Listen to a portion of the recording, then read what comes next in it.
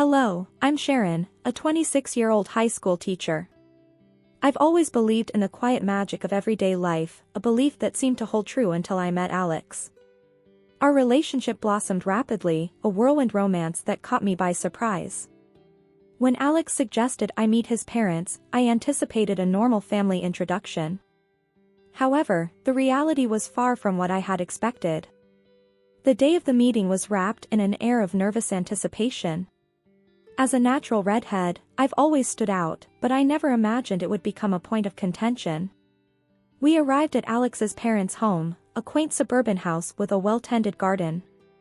Alex, sensing my anxiety, gave my hand a reassuring squeeze. "Don't worry, Sharon.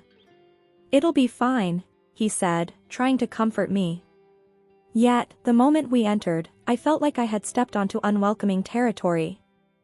Mrs. Johnson, Alex's mother, greeted us with a polite but forced smile. Her eyes, however, narrowed slightly as she took in my appearance. "Oh, a redhead," she said, her tone laced with a hint of disdain. "You know what they say about redheads. They're always the ones to watch out for." I felt my face flush with embarrassment, the comment catching me off guard. Alex, clearly upset by his mother's words, responded with a hint of irritation in his voice. "Mom, that's an old wives' tale. Sharon is nothing like that." Mr. Johnson, who seemed younger than his years, stood by, nodding in agreement with his wife's assessment, but not contributing his own words to the conversation.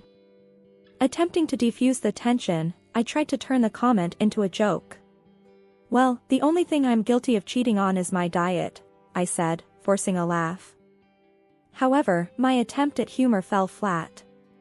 Mrs. Johnson's expression remained unamused. She turned to Alex, her voice firm and serious. "Alex, she's not right for you. We cannot approve of this." Alex's face grew stern, and he took a step forward, his voice laced with determination. "Mom, Dad, I love Sharon. If you can't accept her, then we'll have to do without your blessing." The rest of the visit passed in a blur of strained politeness and unspoken judgments.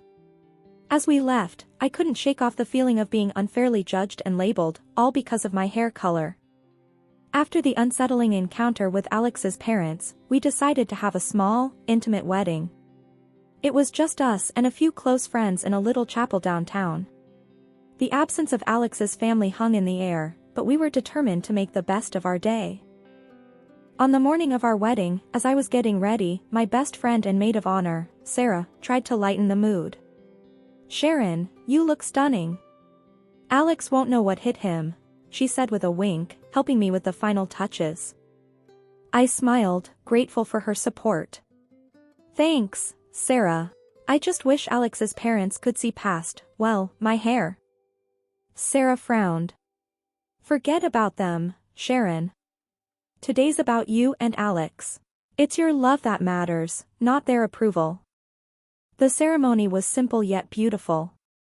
As I walked down the aisle, I saw Alex waiting for me, his eyes brimming with love and emotion. In that moment, all my worries faded away. Alex whispered as I reached him, "You're the most beautiful thing I've ever seen, Sharon." During the vows, Alex held my hands tightly. "Sharon, I may not have my parents here today, but standing with you, I know I have everything I need.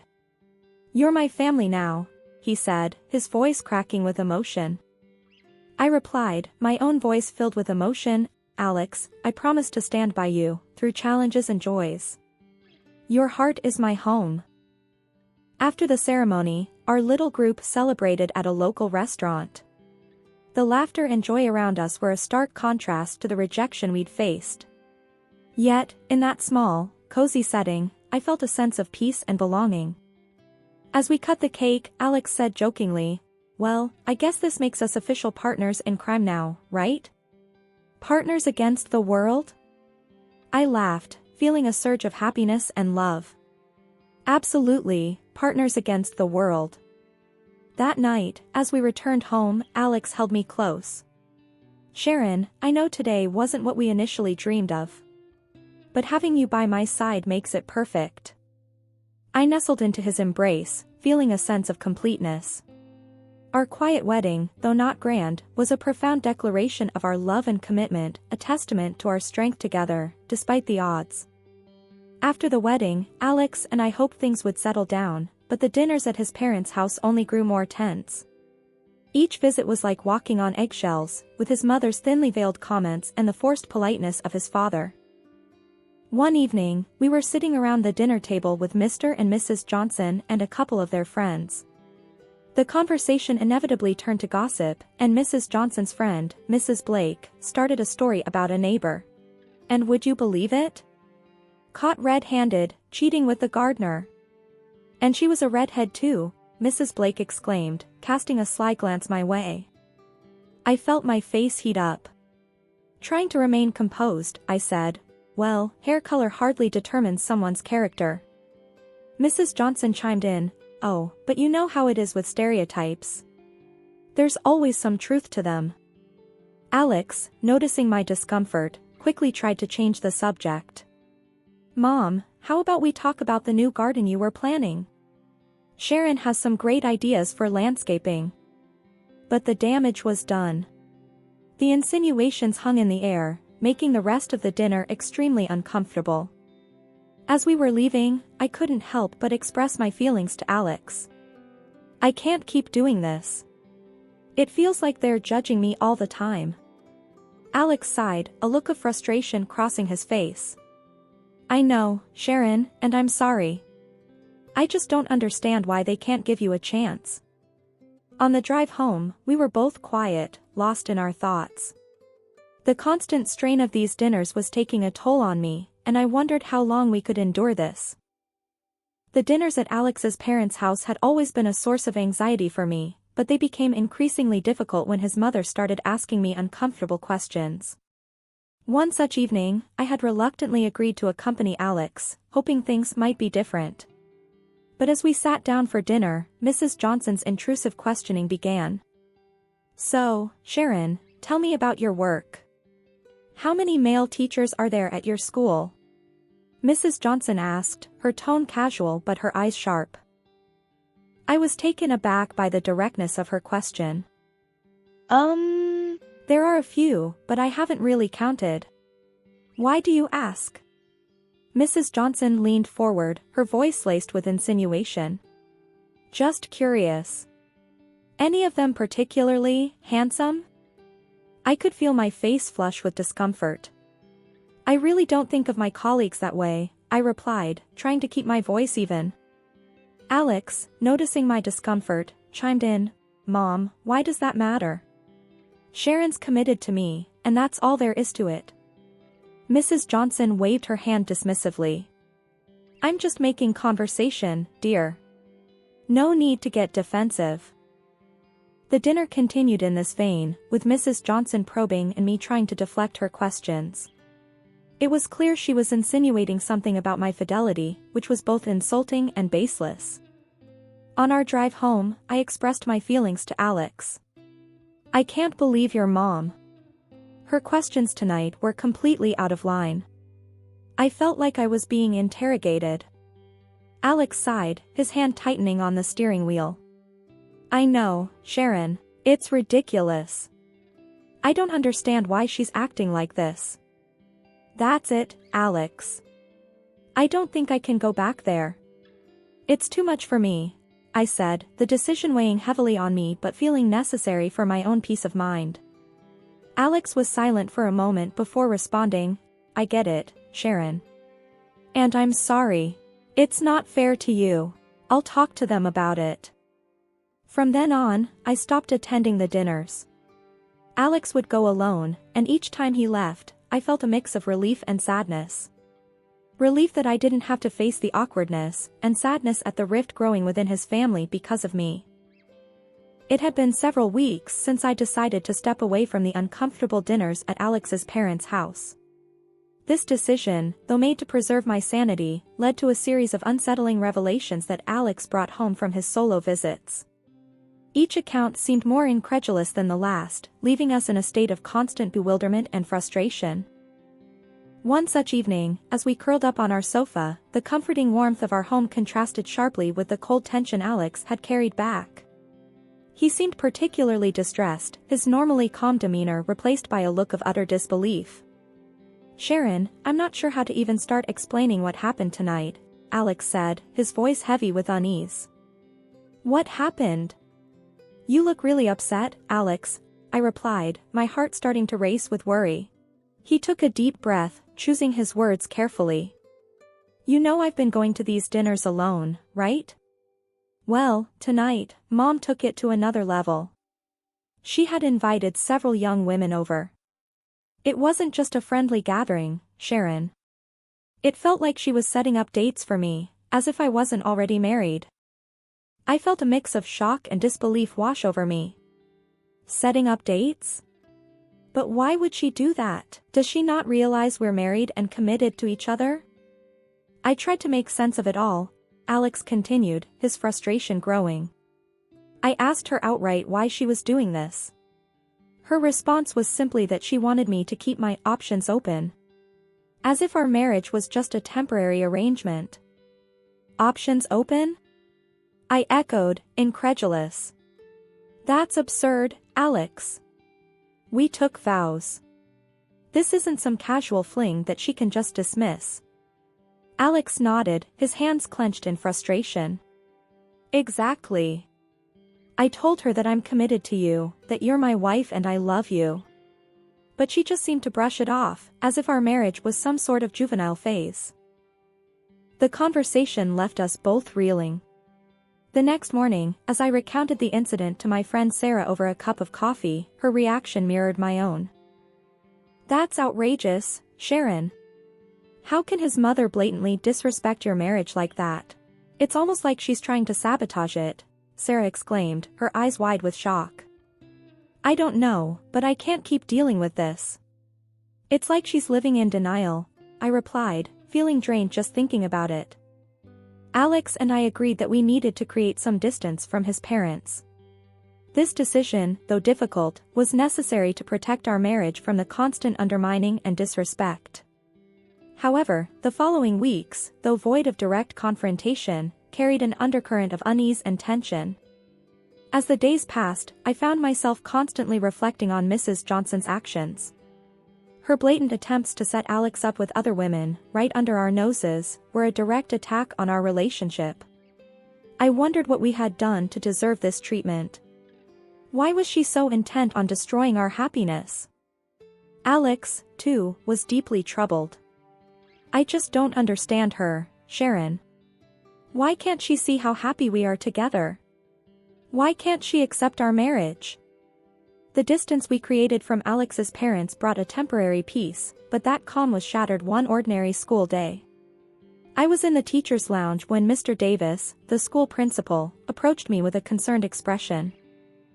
"Sharon, can I have a word with you in my office?" he asked in a tone that immediately set me on edge. "Of course, Mr. Davis," I replied, my mind racing with possibilities. In his office, Mr. Davis closed the door and gestured for me to sit. "Sharon, I had a rather unusual visitor today," he began, his brows furrowed in disapproval. My heart sank. "Who was it?" "Your mother-in-law, Mrs. Johnson," he said. "She was asking some very personal questions about you, your behavior at school, and your interactions with male colleagues." I was stunned into silence. The idea that Mrs. Johnson would go to such lengths was beyond belief. "What did you tell her?" I managed to ask, my voice barely above a whisper. "I told her that your personal life is none of our business as long as it doesn't affect your professional conduct, which, by the way, has always been exemplary," Mr. Davis replied firmly. "But Sharon, I must say, this is highly inappropriate and concerning." Gathering my thoughts, I replied, "I'm so sorry, Mr. Davis. I had no idea she would do something like this. I assure you, there's nothing untoward in my conduct at school." "I know that, Sharon. I just thought you should be aware," he said, offering a sympathetic look. As I left his office, a mixture of embarrassment and anger washed over me. The fact that Mrs. Johnson had the audacity to come to my workplace and question my integrity was outrageous. That evening, I recounted the incident to Alex, who listened in shocked silence. I can't believe she did that. Going to your school? Questioning your professionalism? This is going too far, Sharon, he said, his voice laced with anger. I don't know what she's trying to achieve, I said, feeling a mix of frustration and helplessness. But this is a violation of my privacy and my professional life. Alex reached for my hand, his grip firm. We need to confront her, Sharon. This can't go on. She's crossing every line imaginable. The next day, I called Mrs. Johnson, my hands trembling with a mix of nervousness and anger. The phone rang, and when she answered, I took a deep breath. Mrs. Johnson, I need to talk to you about your visit to my school, I said, trying to keep my voice steady. Oh, Sharon, I was just looking out for my son's best interests, she replied, her tone dismissive. Looking out for Alex by questioning my character at my workplace?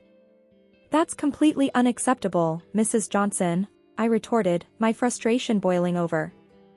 Well, I just needed to make sure that everything was appropriate, she said, her voice cold. Your actions were inappropriate, and I won't tolerate this kind of invasion into my personal and professional life, I said firmly, drawing a line. Months had passed since the school incident with Mrs. Johnson, and Alex and I had begun to find some semblance of normalcy in our lives again. That fragile peace was shattered one evening when Mrs. Johnson unexpectedly appeared at our doorstep, her face twisted into a triumphant smirk. I knew it. I have proof, Sharon, she exclaimed as soon as I opened the door, not even waiting for an invitation to enter. Alex, hearing the commotion, came to the living room. Mom, what are you talking about? What proof? Mrs. Johnson, brandishing a laptop like a weapon, declared, I hired a private detective. I have photos and videos of Sharon. She's been unfaithful, Alex. I felt my heart drop, confusion and disbelief swirling within me. That's ridiculous. I've never been unfaithful, I protested, my voice firm despite the shock. Ignoring my protest, Mrs. Johnson opened her laptop, revealing a series of photos of me sitting in a cafe with a man sporting bright red hair. Look at these, Alex. See for yourself. Alex and I leaned in to look at the photos. After a moment, we couldn't help but burst into laughter, much to Mrs. Johnson's confusion. That's my brother, Mrs. Johnson, I explained between laughs. He's visiting from out of town. Mrs. Johnson's triumphant expression faltered. Your brother? Yes, my brother, I repeated, still chuckling. We both have the same bright red hair, remember? Alex, now frowning, asked to see the videos. As we watched a clip of me and my brother chatting in the cafe, Alex's attention was drawn to something in the background. Wait, rewind that part, he said, pointing at the screen. We all watched as, in the background of the video, an older man and a younger woman were sitting at a nearby table, engaged in a rather intimate moment. The realization hit us all at once. That's Dad?